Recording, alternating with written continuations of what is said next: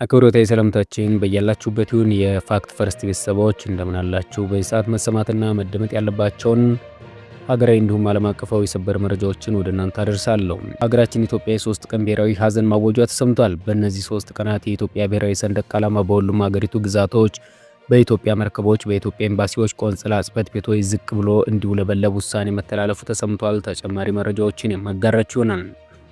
በመካከለኛው ምስራቅ በእስራኤልና ኢራን አሜሪካ መካከል እየተደረገ ያለው ጦርነት እንደቀጠለ ይገኛል። በዛሬው ዕለት ኢራን ከሂዝቦላ ጋር በመተባበር በእስራኤል ላይ የሚሳኤል ጥቃት መክፈቷ ተሰምቷል። ከኢራን ጋር ግንኙነት ያለው ታሳሚን የተባለው መገናኛ ብዙሃንም ይህንን ዘግቧል።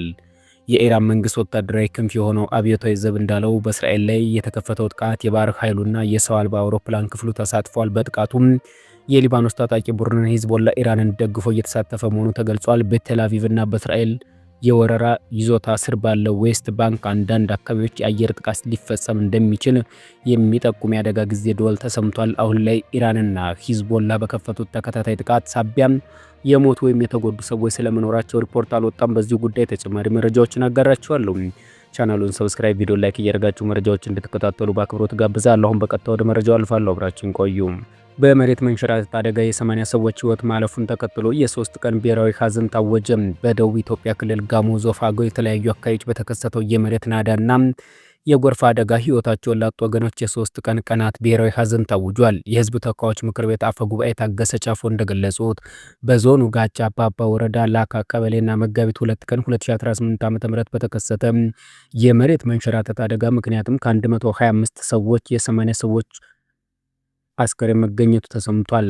የቀሪ ሰዎች አስከሬን ፍለጋ ላይ እንደሚገኝ ጠቅሰው ምክር ቤቱ በዜጎቻችን ላይ በተከሰተው አደጋ ጥልቅ ሀዘን ተሰምቶታል ብለዋል። በኢትዮጵያ ፌዴራላዊ ዲሞክራሲያዊ ሪፐብሊክ የሰንደቅ ዓላማ አዋጅ ቁጥር 654/2001 አንቀጽ 22 ንዑስ አንቀጽ 2 ብሔራዊ ሀዘን ቀን የሰንደቅ ዓላማ ዝቅ ብሎ የሚውለበለብባቸው ሁኔታዎች የህዝብ ተወካዮች ምክር ቤት ውሳኔ እንደሚያሳልፍ መደንገጉ ተገልጿል። በዚህ መሰረትም በመሬት መንሸራተት አደጋ ህይወታቸው ያለፉ ዜጎቻችንን በማስመልከት ከመጋቢት 5 ቀን 2018 ዓ.ም ጀምሮ ለ3 ቀን ብሔራዊ ሀዘን ቀን ታውጇል ብለዋል። በእነዚህ ቀናት የኢትዮጵያ ብሔራዊ ሰንደቅ ዓላማ በሁሉም የሀገሪቱ ግዛቶች፣ በኢትዮጵያ መርከቦች፣ በኢትዮጵያ ኤምባሲዎችና ቆንጽላ ጽሕፈት ቤቶች ዝቅ ብሎ እንዲውለበለብ ውሳኔ መተላለፉን አስታውቀዋል። ወደሚቀጥለው መረጃችን ስናልፍ ዶናልድ ትራምፕ በኢራን ላይ ጠንከር ያለ መግለጫ ሰጡ። የአሜሪካው ፕሬዝዳንት ዶናልድ ትራምፕ ከኢራን መንግስት ጋር በተያያዘ እጅግ ጠንከር ያለ ቃላትን በመጠቀም መግለጫ ሰጥተዋል። ትራምፕ በንግግራቸው የኢራንን የሰብአዊ መብት አያያዝ ክፉኛ እየኮነኑ ሲሆን በተለይም በግብረ ሰዶማውያን ላይ የሚፈጸመውን ግድያና እንግልት በምሳሌነት አንስተዋል። ክፉውን ማጥፋት አለብን ያሉት ትራምፕ ኢራንን አመራሮች ክፉዎችና የተረገሙ ሲሉ ገልጸዋቸዋል። ይህ ንግግር በአሜሪካና በኢራን መካከል ያለውን ቀድሞውኑ የከረረ ግንኙነት ይበልጥ ሊያባብሰው እንደሚችል ተገምቷል። ትራምፕ የኢራን መንግስት ሰዎችን ከፎቅ ላይ በመወርወር እንደሚገድል ገልጸዋል። ድርጊቱ የከፋ እርግማን ሲሉ ጠርተውታል። የአሜሪካ ይህንን ክፉ ኃይል የመደምሰስ ግዴታ እንዳለባትም አሳስበዋል። ይህ በእንዲህ እንዳለ አሜሪካ የኢራን ምሽጎች ሰባሪ ግዙፍ ቦምቦችን በብሪታንያ ማከማቸት መጀመሩ አሰምቷል። በመካከለኛው ምስራቅ እየተባባሰ የመጣውን ወታደራዊ ውጥረት ተከትሎ ዩናይትድ ስቴትስ በኢራን የሚገኙ ጥልቅ የከርሰ ምድር ምሽጎችና የኒኩለር ተቋማትን የማውደም አቅም ያላቸው ባንከር በስተር ቦምቦችን በብሪታንያ አየር ኃይል ጣቢያዎች ላይ እያከማቸች መሆኑ ተሰምቷል። ታዋቂዎቹ ቢ1 እና ቢ52 የቦምብ ጣይ አውሮፕላኖች በብሪታንያ አርኤፍኤስ ሪፎርድ የጦር ሰፈር በብዛት እየታዩ ሲሆን እነዚህ አውሮፕላኖች እጅግ ዘመናዊ የሆኑ የጂቢዩ ዝርያ ያላቸው ቦምቦች መታጠቃቸው ተነግሯል። ኦፕሬሽን ኤፒክ ፉሪ ይህ ወታደራዊ ዝግጅት በኢራን ተራራማ ስፍራዎችና ከመሬት በታች የተገነቡ የሚሳኤል ማከማቻዎችን ኢላማ ያደረገ ግዙፍ ዘመቻ አካል እንደሆነ ተገልጿል። አሜሪካ ጥቃት የኢራኑ መንፈሳዊ መሪ አሊ ካሚኒ መገደሉን ተከትሎ ኢራን በአካባቢው የሚገኙ የአሜሪካ ጦር ሰፈሮች ላይ የሚሳኤል አጸፋ እርምጃ እየወሰደ ትገኛለች።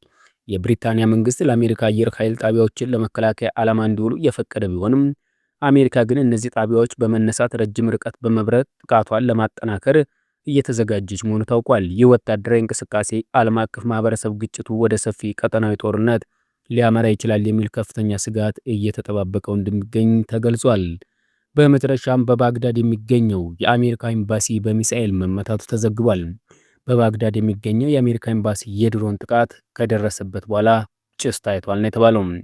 በኢራቅ ዋና ከተማ ባግዳድ የሚገኘው በአሜሪካ ኤምባሲ የሚሳኤል ጥቃት እንደተፈጸመበት ነው የተሰማው። ባግዳድ የሚገኘው የአሜሪካ ኤምባሲም በሚሳኤል ከተመታ በኋላ ጭሱ መታየቱን ሮይተርስ ምንጮችን ጠቅሶ ዘግቧል። አሶሴትድ ፕሬስ በበኩሉም በአሜሪካ ኤምባሲ ቅጥር ግቢ ውስጥ የሚገኝ መጫወቻ ሜዳ በሚሳኤል ተመቷል ሲል ዘግቧል። ይህ በእንዲህ እንዳለም ኤኤፍፒ ምንጮችን ጠቅሶ እንደዘገበው በኤምባሲው ላይ የተፈጸመው የድሮን ጥቃት መሆኑን አስመልክቷል። ጥቃቱ የተፈጸመው 2 በኢራን የሚደገፉ ተዋጊዎች ከተገደሉ በኋላ መሆኑን ኤኤፍፒ በርካታ ምንጮችን ጠቅሶ ዘግቧል። ቻናል ቤተሰቦች ለሰዓቱ የነበረኝ አጭር መረጃ ይመስል ነበር። ከቆይታ በኋላ በሌላ መረጃ እስከምንገናኝ መልካም ጊዜ ይሁንላችሁ።